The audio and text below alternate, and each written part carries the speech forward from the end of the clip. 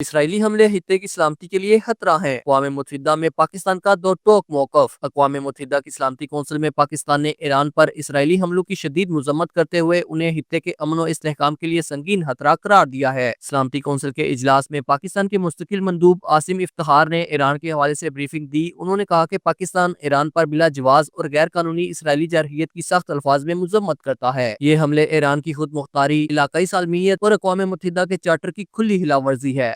Pakistan strongly condemns unjustified and illegitimate aggression by Israel against the Islamic Republic of Iran. Pakistan stands in resolute solidarity with the brotherly people of Iran. We offer our sympathies and condolences on the loss of life and damages due to these heinous attacks. The Israeli military strikes violate the sovereignty and territorial integrity of Iran and clearly contravene the UN Charter and fundamental principles of international law.